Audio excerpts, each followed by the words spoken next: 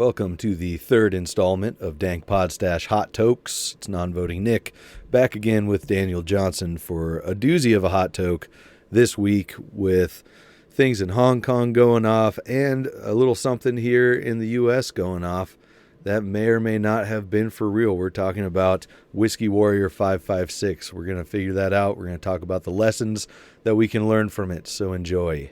All right, episode 3 of Dank Podstash Hot Tokes. What a wild, 24 hours it's been now. I think we're approaching the 24-hour mark with the Whiskey Warrior 556 red flag debacle, and also new developments from Hong Kong with them having voted. I think they won 17 out of 18 districts for a democratic government and ousting their Beijing-friendly representatives. So let's start off with Hong Kong, and I'll let Daniel lead us into that before we get to last night's wild ride. Right. Yeah, I'll be honest. I didn't read too much of the. I heard about the voting and how um, they voted for this um, more westernized democracy there, and it won by a landslide. And my concern is just um, that sounds great on the surface, but when do tyrannical governments really care what voters say?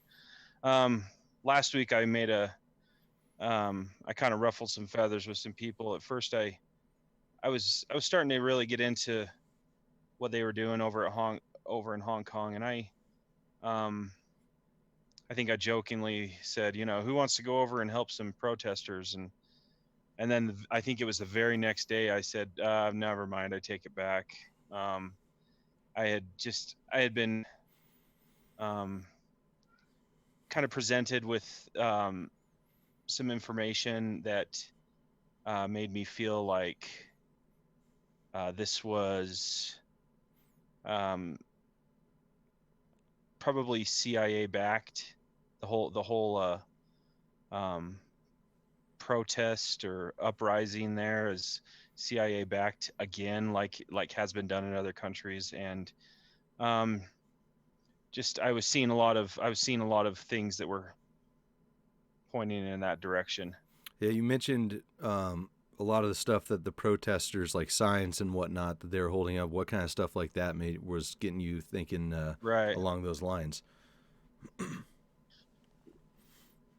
Well, like they were um, when they first started protesting, they were calling for a constitution. They were calling for a model, based after the United States. They were even calling for a Second Amendment, um, and a constitution. And a lot of the writing and the protesting signs were in English, and I didn't think too much about it.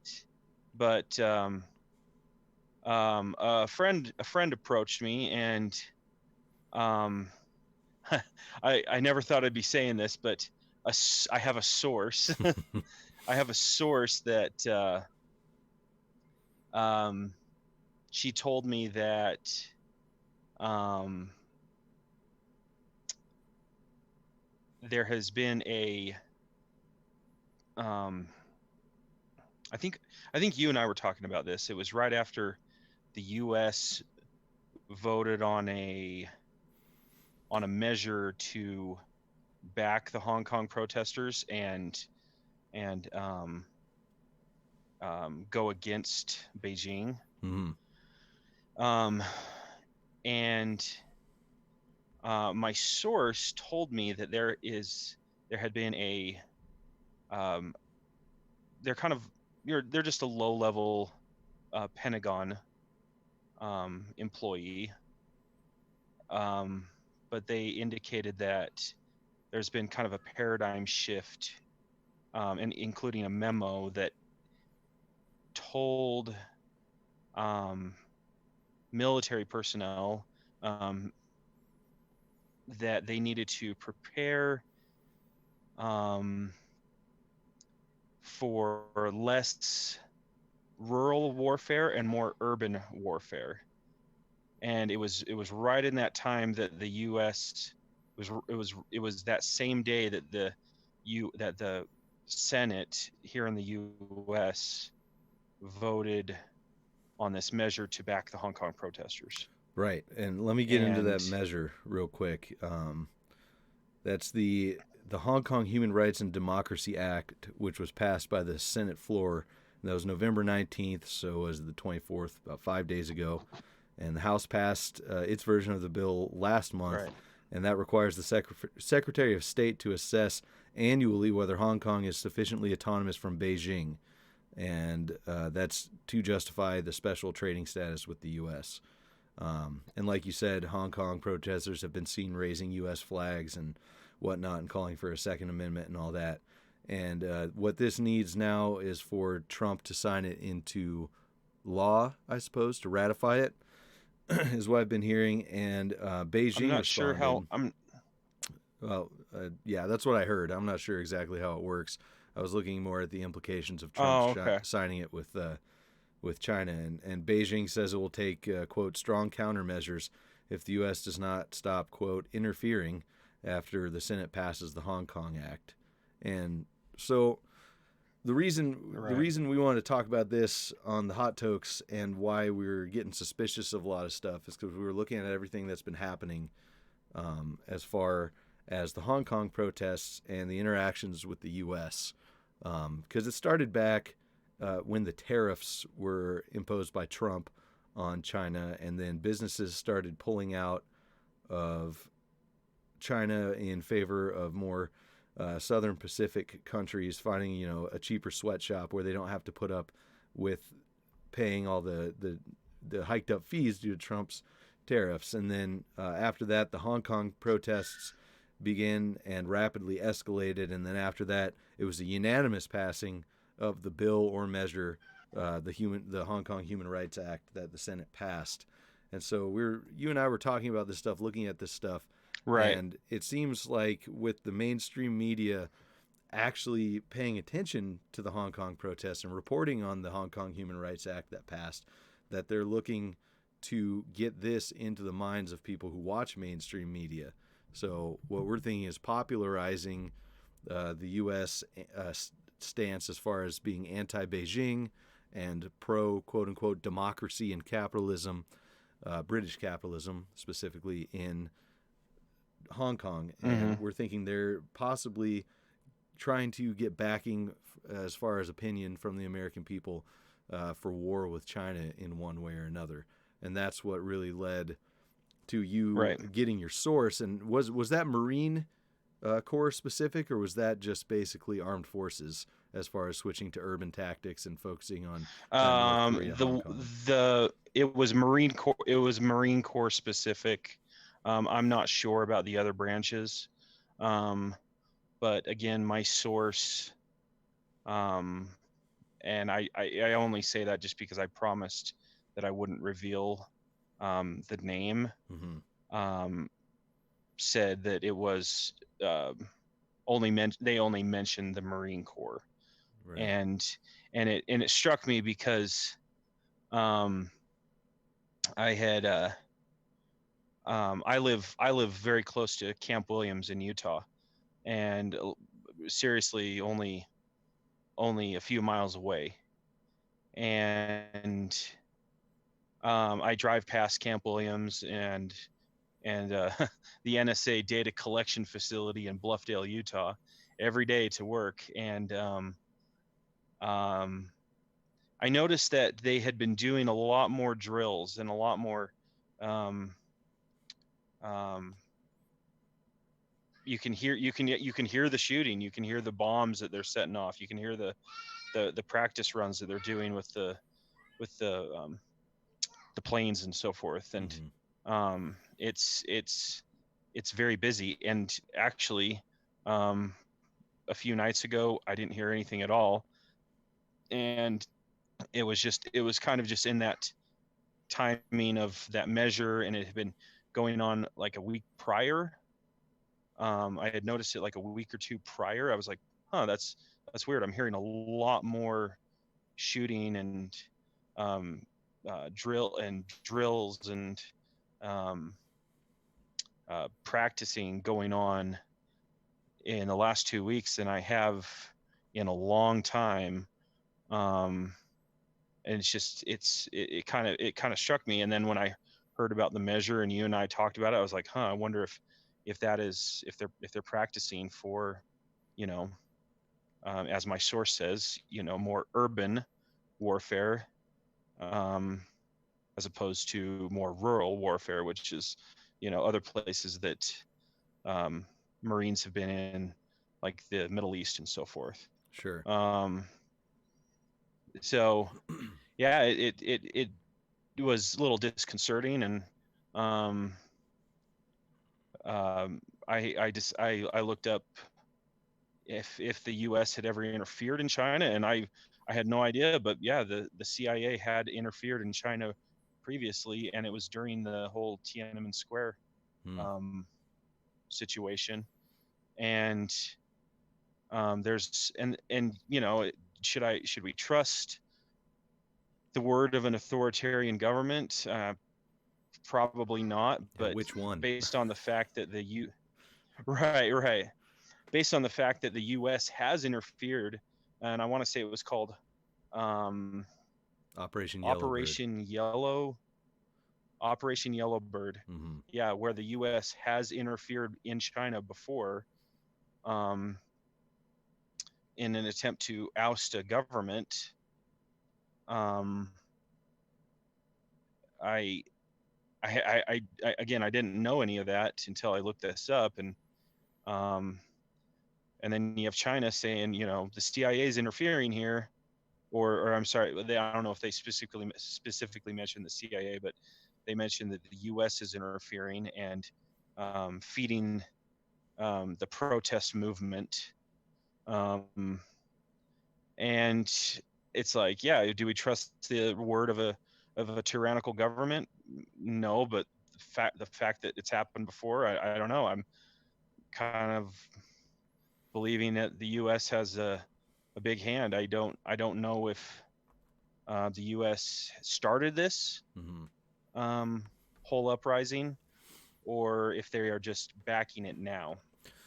Yeah, it could be either way. I think with all this stuff being known to us, it's never a good idea to support obviously the U.S. government, military, whatever, in interfering with another government, because that's obviously not what we do as anarchists. But it's probably going to lead to war, as the rhetoric seems to indicate, with China promising Right. harsh retaliation or whatever if the U.S. doesn't quit meddling. I don't think that it was started by intelligence agencies from wherever, the U.S. government or anything like that. The protests, it really does sound like people in Hong Kong were fighting for their autonomy after Beijing promised the 50 years, untouched by Chinese mainland government sanctions or whatever government influence, not touching the Hong Kong system of commerce. And that was a thing that they passed with Hong Kong in, I think it was 1997. Right. And so they're definitely not on schedule if they're messing with them. And then looking at the tactics Because and Hong Kong is one of the freest places on earth or something, yeah, as far as economically. trade and yep, exactly. Is that Yeah, is that correct? yeah, I believe so. Yeah. Okay. But as far as the treatment of the protesters and the executions and the way that China treats prisoners and dissidents in any way, I don't think I would ever not stand with the protesters, but I won't stand with U.S. Meddling or Right. backing. It's just kind of the classic, looks like somebody needs some freedom, so here comes the old U.S. of A. to give it to them. But this is another story. This is China, which, being part of the BRICS Right. alliance, Brazil, Russia, Right. India, China, and South Africa. And we know that Winnie the Pooh, was it Xi or Z, the Chinese president, whatever he's called, is very friendly with Putin. We know that this is not going to be another Vietnam or another Right. Afghanistan or anything like that. This is going to be a world superpower slugging it out. So, and we talked about too, we don't know if we're in this war already, because war is different now. War is not necessarily boots on the ground, although they could be preparing for that. War is through information and trade and all Right. kinds of different stuff now. It could be that. And the other interesting thing that we were talking about prior to the show, probably throughout this last week, was didn't we find something about foreign governments looking to back United States dissident groups, dissenters, as far as like say Boogaloo or something like Correct. that? The same as how Right. we've discovered that the intelligence agencies might be backing Hong Kong protesters. Right. That was another thing this source kind of brought up. Just they mentioned, don't be surprised if China backs some Boogaloo boys here, in the attempt to overthrow our government. And that that raised um, that raised some concerns with me. Obviously, I'm sure with you as well. Mm-hmm. Like, would that be all right to have a world superpower in your corner to overthrow your own government? Really, it just helps that other superpower, which you really don't want to do. What do you do in that situation? Right. We're kind of Um, between a rock and a I hard mean, place, and that's why the tool right. of Do we want to take agorism. money and guns from China? Exactly. Yeah, I like I've said a million times on the Dank podcast, and I've probably said it on Hot Tokes already, but if I haven't, I'm going to say it now, and I will in the future. I don't think we're ready for a Boogaloo as far as freedom. I don't think a Boogaloo is going to bring freedom. Never have thought that. I think culture needs to change. The world needs to change before we get to that point of violence. But I think we pretty much knocked Hong Kong out of the park here. So let's tie this in now to what was going on last night, and that brings us to the point of violence, like Right. a Boogaloo or something like that.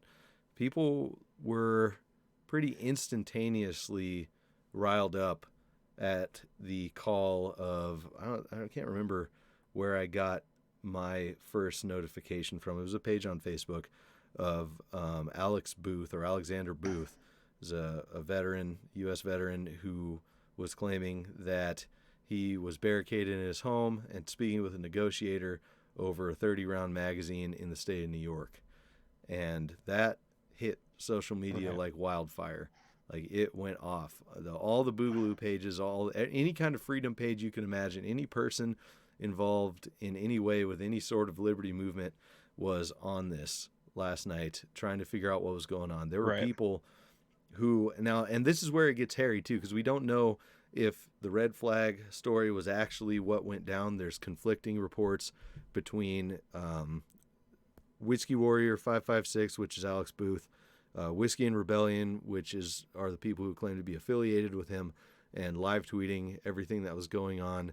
The Putnam, New York Police Department, who let out statements, and just statements from other people who were supposed to be there. There's supposed domestic violence, CPS involvement earlier in the day, like cops coming to his work to tell him something about, if it was the Red Flag Avenue cops coming to Alex Booth's work to threaten him in some way or another, him going home to find out that CPS had already been there, telling his wife to take the baby and leave, and then barricading himself in when he saw the cops were there. There's all kinds of stuff going on. The takeaway is that we're not going to get a Right. clean story out of this. I think I ran to Walmart last night, and as I was walking into the store, I checked my phone, and I'm like, I'm serious, I had like 50 notifications, and I'm like, wait a second, I didn't make a meme. And I Wow. I was like, what the heck is going on? And I realized that I had been tagged in all these these screenshots and this story from all these different people on this story of Alex Booth. And um, yeah, it was frustrating. It was eye opening. It was frustrating because you could never figure out what the real story was. There was a screenshot from him just talking about um, what had happened prior with a friend, and they said that he said, um, according to the screenshot, that um, a former army friend called the police on him, and that his wife didn't. This wasn't a domestic thing at all. It was just a former army friend tried to red flag him or something. Right. Um, They reported him based for on a the fact that he, magazine. based on the fact that he had some magazines. Did he have, how many magazines did he have? I don't know. I I don't wanted to say, know. I thought he had like 3 or something.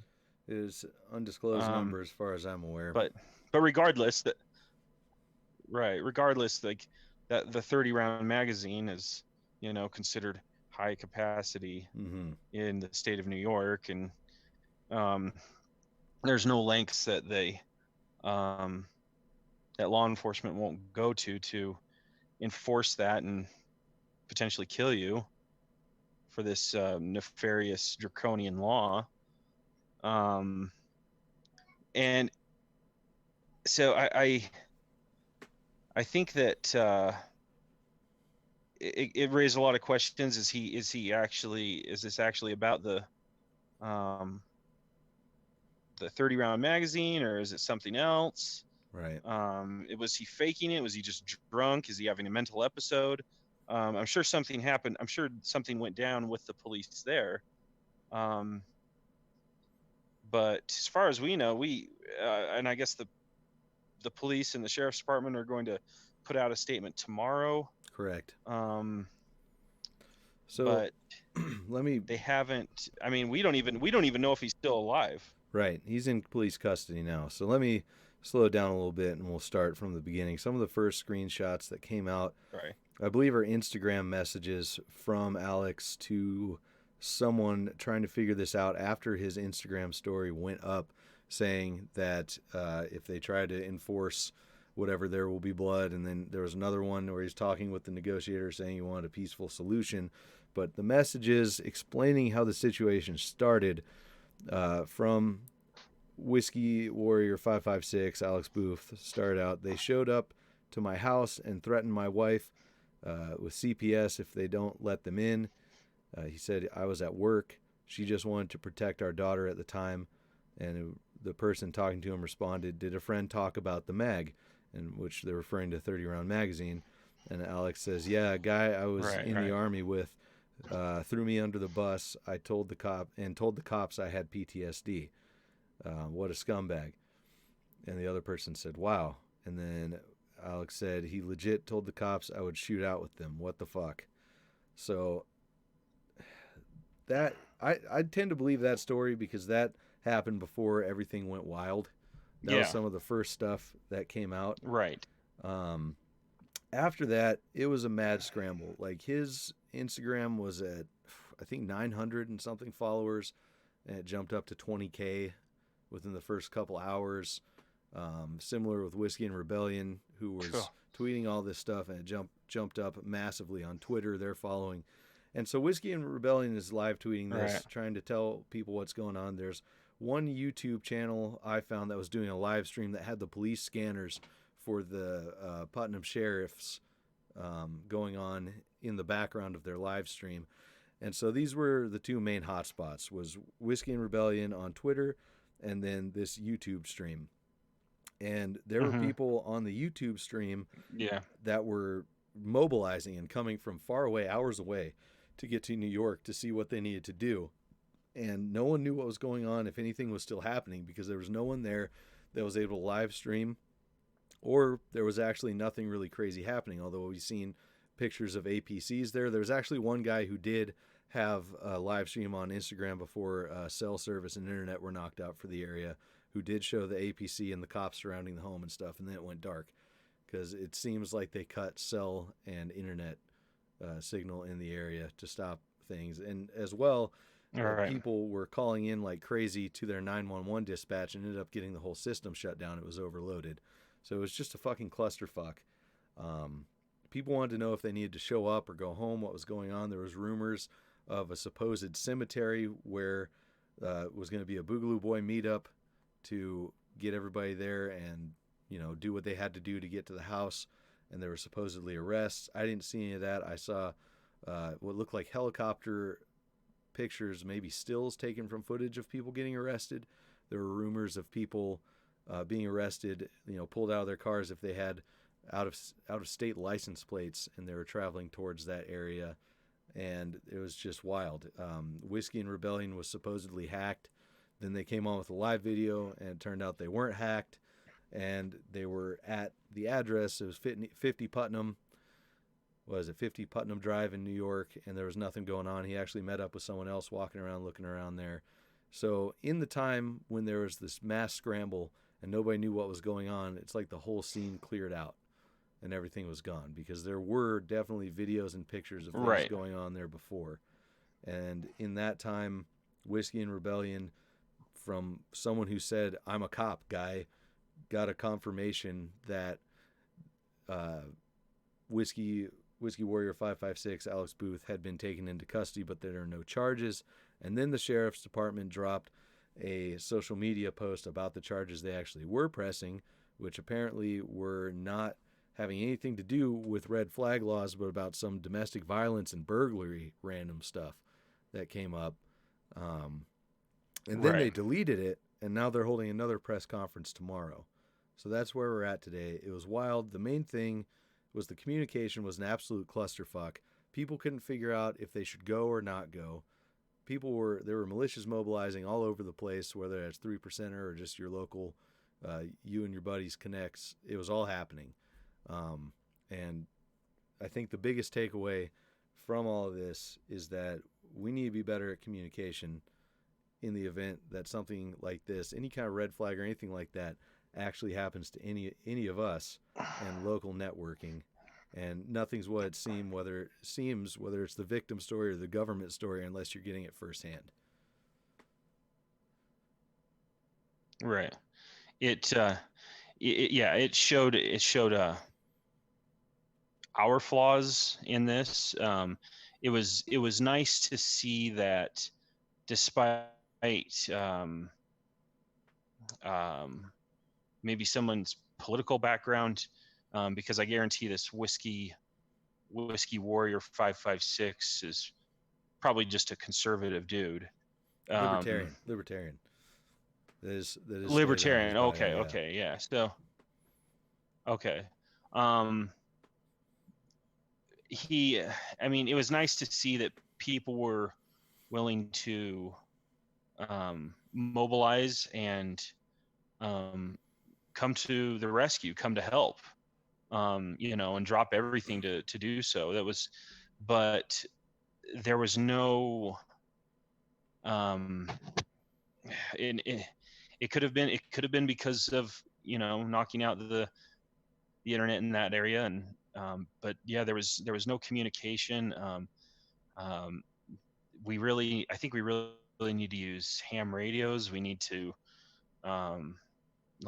because we're speaking on our devices right now, and you're on your computer, I'm on my phone. We're not going to be able, when we communicate, it's not going to be on these things. We're going to be using ham radios and other forms of communication, stuff that doesn't get knocked out easily, stuff that there's a lot of fail safes. Right. So, and yeah, there were conflicting reports. It was always like, we got 50 militiamen en route, and then it was like, oh, now they're all getting arrested, and shots fired, all kinds of stuff. Shots fired, medics arriving on scene. And it's, I will say, with the screenshot you read about Whiskey Warrior and saying that his friend ratted him out about the magazine, if we use that as the basis of what happened, I would say that I don't trust the police. I don't trust what they've said so far. and in some of their deleted posts, they've said, they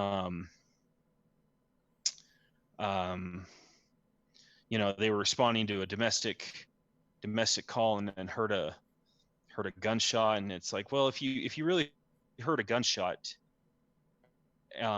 why didn't you? I mean, you would have found a gun. Mm-hmm. And now but they didn't charge him with any gun. Yeah, no guns on the scene. Related crimes. Yeah, no guns on the scene.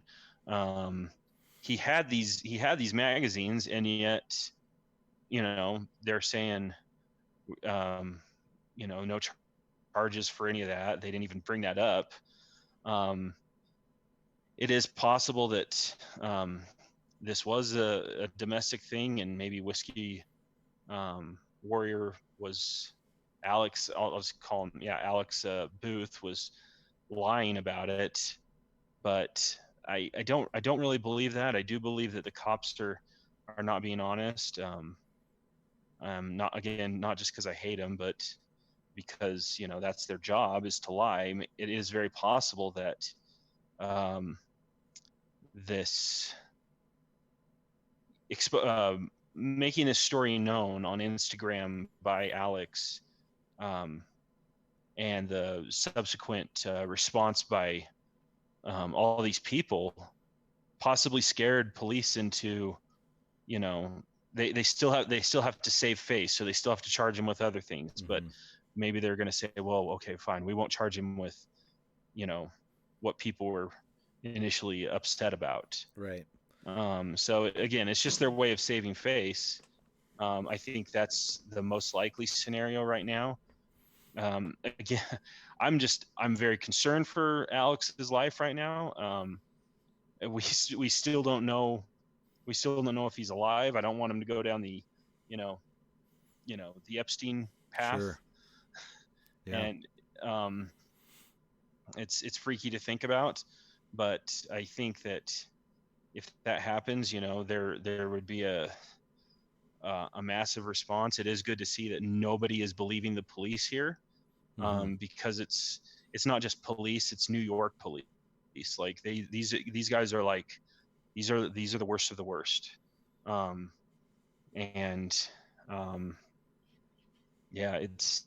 It exposed our flaws there, and our willingness to spread misinformation. We've got to be careful when we do that. I've been guilty of it in the past. It's easy. I think it's easy to do.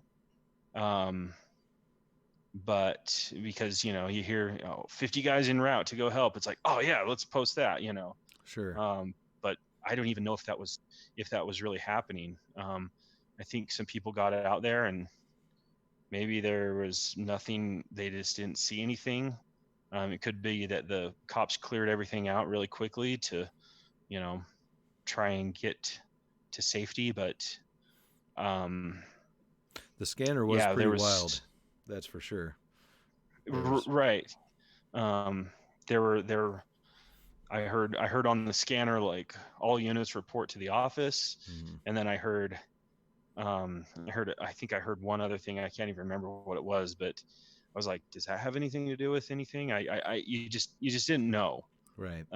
We've really got to fall back onto these forms of communication, like ham radios and more encrypted stuff. Sure. Not Facebook or Messenger or whatever, but the really good encrypted stuff. Yeah, absolutely. So it's getting close to wrap up time. I want to say, if I'm hoping this is not in any way bullshit. I'm hoping that this was a truly unprompted test of people who are ready to go to actions, skills and responses in something like this. But if it's not, there's two outcomes that would probably be the worst. And one would be that this is all a publicity stunt for maybe Whiskey and Rebellion or Whiskey Warrior himself. All these people who gained a massive following out of this and things like that. The other I saw, which you maybe strap on your tinfoil hats, but a person commented on a page I was looking at today. They said, I didn't know what to think at first, but the more I learned, the more this looks like it was an ATF op to probe Anon's willingness, reaction times, and ability to communicate/coordinate. Every person involved in this event had a name which followed a similar format, i.e., whiskey, smoke, guns, or otherwise alcohol, tobacco, firearms. So it could have possibly been a setup to see what we would do. Either way, you can't let something slip by without taking a lesson out of it. And I think the number one most important lesson is to build your local network, to be ready if something like this happens, to send out that text, that code word, whatever it is, with the people who you know face to face and who you are ready to meet up with at any time face to face. And you need to build that group if this happens to you. And those people need to be ready to throw it out to the internet, to everybody else who's willing to come to your aid from further away. You need to build your local network, have communication, and practice your tactics and be ready. That's the most important thing. There's a ton of excellent advice I got today on a post asking about this, including different encrypted apps, radio advice on how to use ham radios and other stuff. I'll try to link as much of it as I can in the description of this, and just link all that stuff. But that's the important thing. You need to build your home, your local community network.